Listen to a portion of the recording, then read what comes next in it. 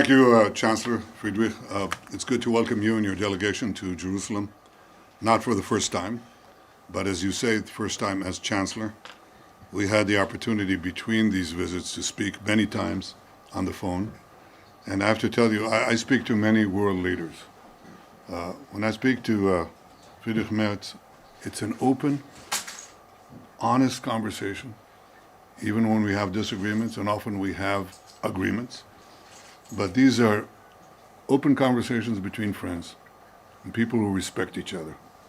I have to say that I took note not only of our differences, but also the forthright statements that you made about what Israel is doing for the rest of humanity. You said that during the Rising Lion operation, our 12-day war with Iran. You said it just now in Ankara, quite forcefully. And I think these and other statements are very important because they reflect a deeper commitment which expresses the intertwined destinies of Israel and Germany. We went through the greatest tragedy that any people suffered on German soil and committed by Germans. And the generations that followed the Holocaust were understood that there was a special moral commitment to enable the Jewish state, the Jewish people, to recover from this horror. And Germany was committed and remains committed to Israel's security in many important ways. What has happened since the rise of the Jewish state is that we have been able to fend off our enemies, and in order to do that, we developed capacities that now enable us to reciprocate.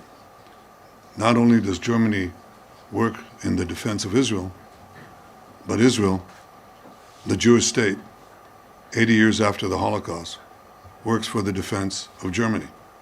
And that is a historical change that comes at the time of great international turbulence and change. We discussed the ways that we can continue this defense cooperation in a changing world. But it's not only cooperation in military matters. We discussed the cooperation in technological matters. Israel and Germany are two of the most advanced economies in the world. We have extraordinary people, extraordinarily gifted people, and in the field of high technology, high tech, deep tech, AI, quantum, all these things that are going to change the face of this planet and the future of humanity. These are things where we are ranked very high. But together, cooperating in this, we'll rank even higher. There's not much space to go. But I think that working together, we can not only better the citizens of Israel and Germany, but I think we can better the world and our immediate neighborhood, the Middle East. So we discussed that, and we are ready to seize the future together. This will help peace. We are at the point where we believe that peace opportunities are at hand. The Iran axis has been battered. It was the major engine of disruption in the negative sense, of terrorism, of extremism and fanaticism, and it's definitely been relegated to a back seat. So now opportunities for peace are there. We tend to exploit them. I'm going to discuss them with President Trump when I meet him later on this month. But we discuss them as well. And we discuss, of course, how to bring an end to the Hamas rule in Gaza, because that's an essential part of ensuring a different future for Gaza and a different future for us facing Gaza. We finished the first part, as you know, phase one. We're almost there. We have one more hostage deceased, Hani Gvili, a hero of Israel, to return here.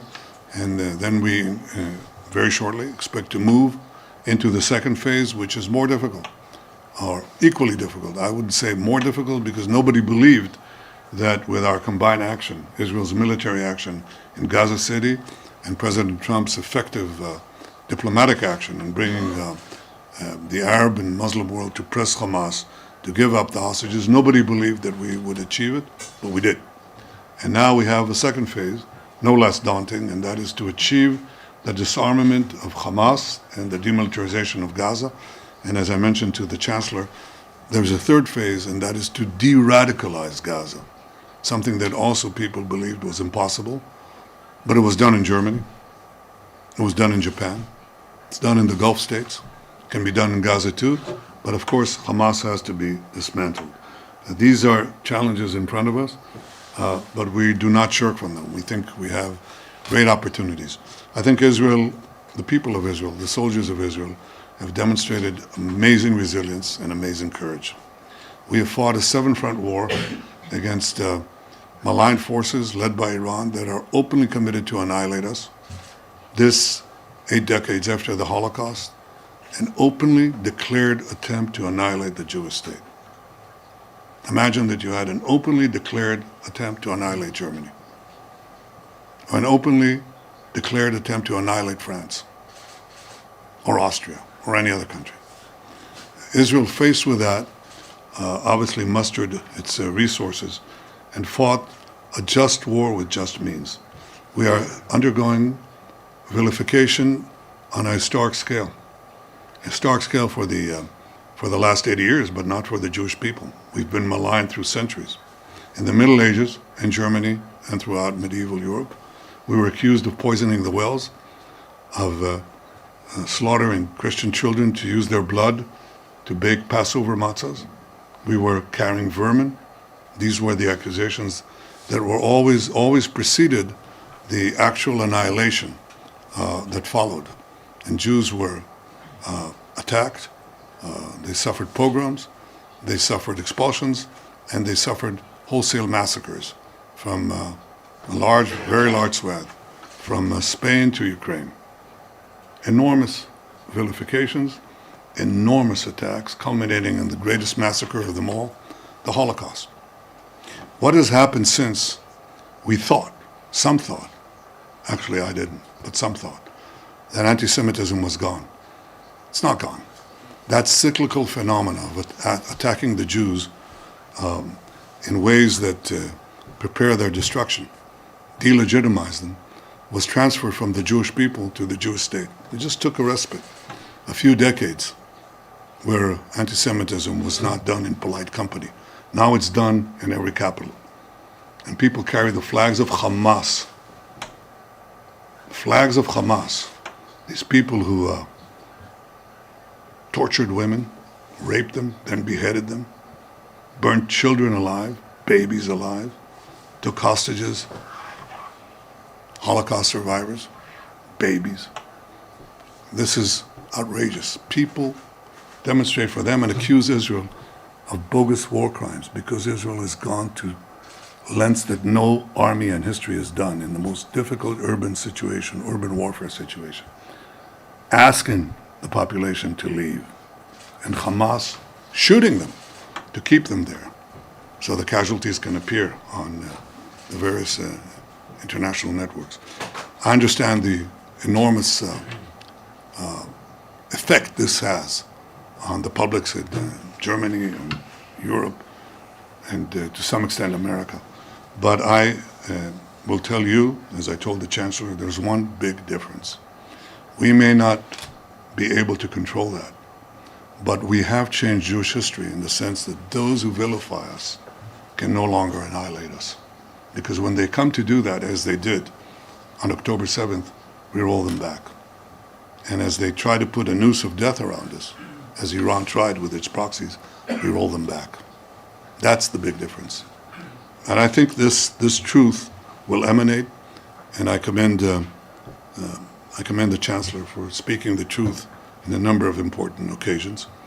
But we still have a job to do to explain what it is we're fighting, how we're fighting it, and why we're doing what we're doing is not only for our defense, but for Germany's defense, and the defense of free societies everywhere, and I will say our non-radical Arab neighbors as well. In fact, they understand it better than most. On the question of two states, no, we have a different point of view, obviously, because the purpose of a Palestinian state is to destroy the one and only Jewish state. They already had a state in Gaza, a de facto state, and it was used to try to destroy the one and only Jewish state. We believe there's a path to advance a broader peace with the Arab states and a path also to establish a workable peace with our Palestinian neighbors. But we're not going to create a state that will be committed to our destruction at our doorstep. And as you know, Israel is gigantic. It's 50 kilometers wide, 70 kilometers wide at its widest point. And we are obviously going to take care of our security. The one thing that we will always insist upon is that the sovereign power of security from the Jordan River, which is right here, to the Mediterranean Sea, which is right there, that will always remain in Israel's hands. And that means that Israel will control its destiny and continue to protect its security for our sake and for others as well. I have to say, Friedrich, I think we're at the cusp of a new age, because I think that we will achieve the expansion of peace. I think that we are at a new age because I think that the possibilities of technology, with their risks, especially in AI, but with their positive benefits, are enormous in every field. I mean, from agriculture to health to transportation and I think that we are together, we can lead this and become not a secondary power, but a primary power in the advance of humanity. I look forward to our discussions, and I have to say that your wife was supposed to come here. Bring her next time. It'll be an opportune moment to expand on these things. So welcome, Friedrich, welcome, Fred. Thank you so much. Thank you.